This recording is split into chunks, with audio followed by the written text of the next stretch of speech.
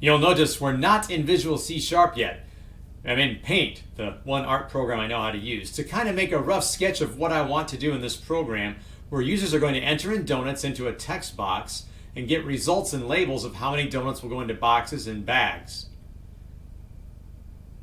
So I've made this design here, and I know kind of what's going to be happening. I know I'm going to have these 3 buttons.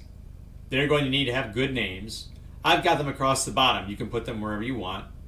I'll need a text box where users can type in how many donuts they would like to have.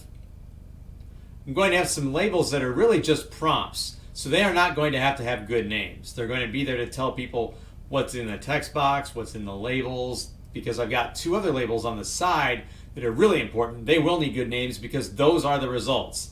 That's how many donuts will go in boxes and how many will go in bags. So this is going to drive how I design my form. I paused the video to go ahead and create the form. You can too. It doesn't need to look exactly like mine, but I took this concept and I put this into a Visual C# form. And here's what I have, including some scrumptious donuts in the background. Notice label 1, label 2, label 3, they don't have very good names. Nothing's ever going to happen to them. TXT donuts, that's important.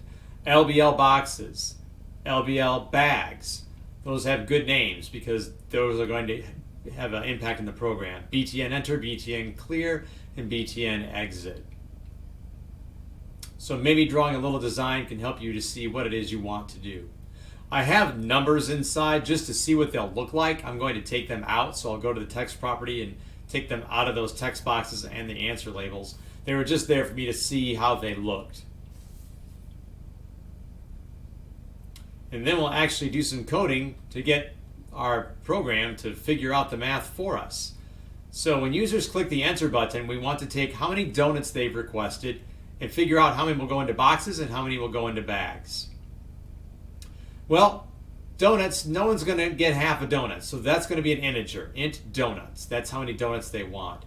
And boxes and bags, we're not cutting those into decimals or fractions. Those are integers too.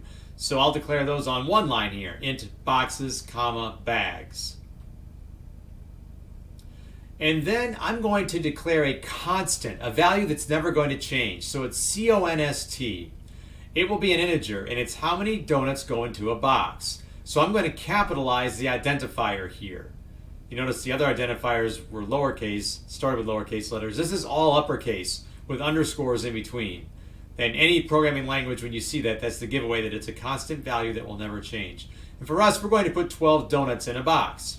This will never change as the program runs. But it's easy to find it if all of a sudden we have to change the number of donuts in a box to 8 or 9 or whatever they give to us at our store.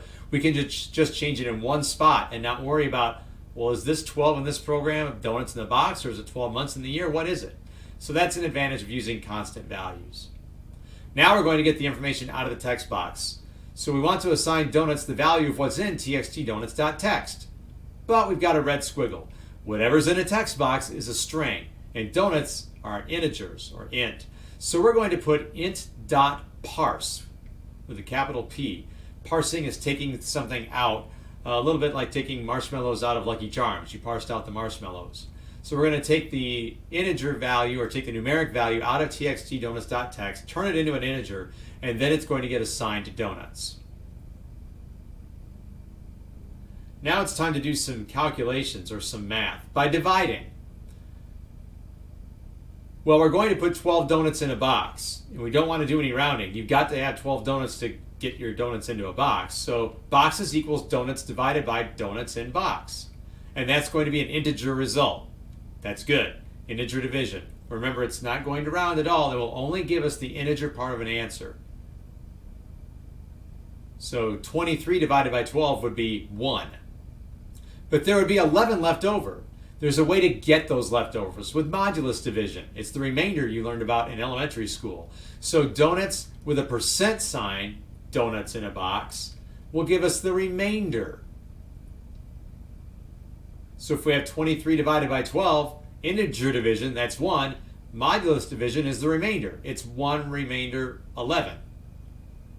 Notice that I've got word wrap on. If you haven't turned word wrap on, you might like to do that so you don't have to scroll all the way off to the side of the screen.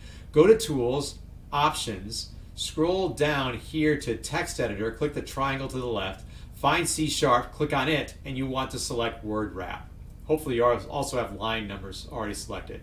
That's an option for you. Most people like it. If you don't like it, that's okay. You don't have to do it.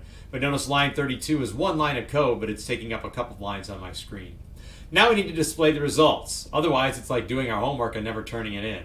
So I'm going to take lblboxes.text and assign it the value of boxes. Oh, but boxes is an integer and lblboxes.text, that property is a string. So remember, we have to use .toString and put parentheses after the .toString.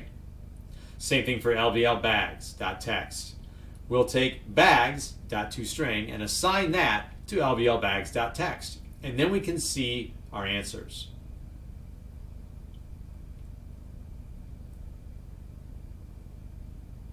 Let's test it out.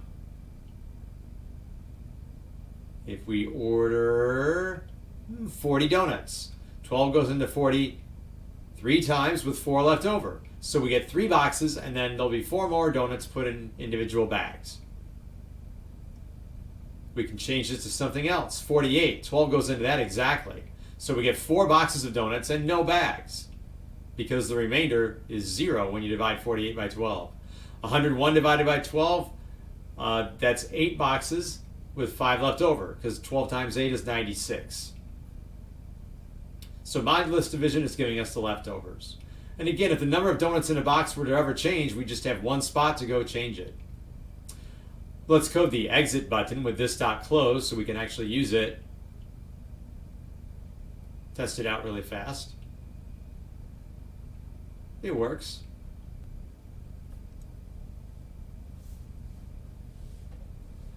Now when we run the program, if I type in 100 and click enter, there's the 8 boxes and 4 bags. If we were to press clear, we'd want the 8 and the 4 to go away and the 100 to go away, but we'd also want the focus of the cursor to go in that text box so we wouldn't have to click in it again.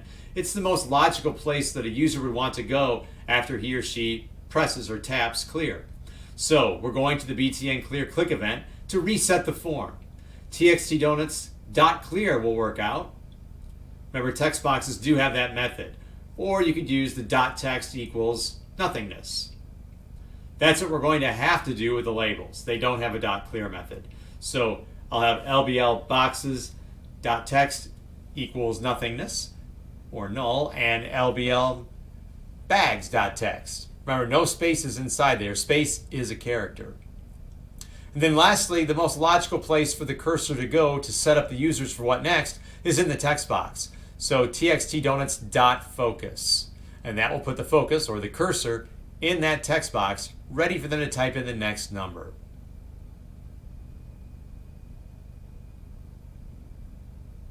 So let's test this out.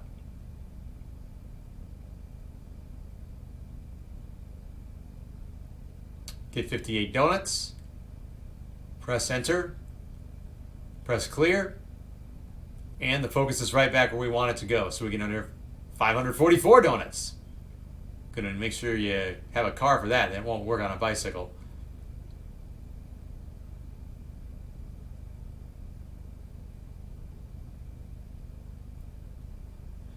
On Form 1, we can assign an accept button. So it won't be on an actual button, it'll be on Form 1. We'll make btn enter the accept button. That means if the focus is not on a button, we can press enter on our keyboard and it will go to whatever button we assigned. And I assigned it to the enter button, so I didn't have to click on it with a mouse. I was able to just press the enter button. You'll have to try that yourself. It's hard for you to see that in a video. But now that I've assigned btn enter as the accept button, then when I press enter in the text box, that will make the btn enter click event happen. Right now I'm checking the tab order, which for mine seems to be pretty good right now. Yours may or may not be. Depends on where and when you coded your text box or brought up your text boxes or buttons. So I'm going to go through real quickly and change these tab indexes, starting with the text box at 0, the btn enter is 1, btn clear is 2, btn exit is 3. So guaranteed I've got everything in a great tab index there in a great tab order. You might want to try that yourself if when you press tab, the focus is hopping all over your form. So now it's in a good logical order. Mine, I was lucky it already was. Just as forms can have an accept button, they can also have a cancel button for when users press escape. Sometimes that makes sense, sometimes it doesn't. I made that btn exit, and so when I press escape, it runs that btn exit click event, which was to close the program. Once again, accept button and cancel button, you find those on Form 1 properties. Now look, I got 87 donuts and got the answers of 7 and 3, but once I took away part of my order, the answers didn't change. We have stale data there. Now I've got 89 in the text box, but those answers were back for 8. We really need those answers to go away when users type anything into a text box, whether it's adding to what was there or taking away from what was there. That will force them to have to click or tap the enter button to get an updated result. So anytime they change what's in the text box, we want to wipe out the answers. So I'll have lblbags.text equal nothingness, and same for lblboxes.text. Be careful, don't make txt, whatever text box you're in, .text equal nothing, or as soon as you type something, it'll turn into nothing. But what we want is to not allow users to be confused and think that the answers that are currently in the labels go with what they've right now put in the text box if they've made changes. So I'll get 704 donuts, and then notice as soon as I took away the 4, my answers went away and I had to press enter to get new updated results.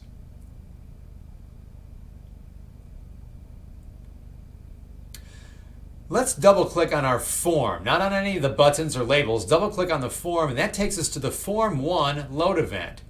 And we can make something happen there before the form loads. Right now we're going to have a message box show up. So put in anything you want for the text of it. I'll say welcome to the donut shop. And this will happen before the form actually shows up on the screen. There it is. And then coming up next is the form.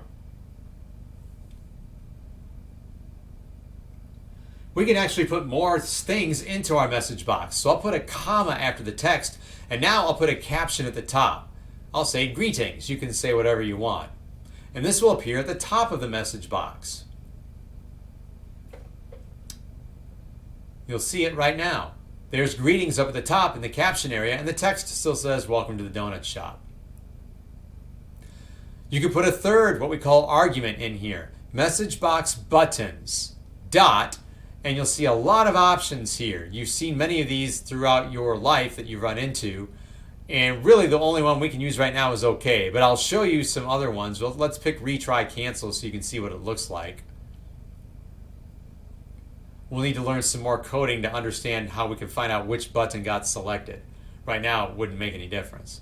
So we're just going to go back and make this the OK button as the only thing there. Then we'll put another comma, and then we can put an icon, message box icon, dot. And there are several selections here. Try some of them and see what you like or what might be appropriate for your message. I'll do information here the first time. And there's the familiar I. I have audio kind of off right now as I'm talking over it. You'll also notice some different audio sounds can happen with these different Microsoft icons. Here comes exclamation. Maybe this is an error message. They have something that went wrong. So I'll put the dot error. And I think you're going to see the red X. Yep. And we could have a question. So there's a lot of things you can do with a message box, maybe to make it look very appropriate for whatever message you're trying to convey to the users. And this time we did it in form load. Form load runs before the form actually comes up.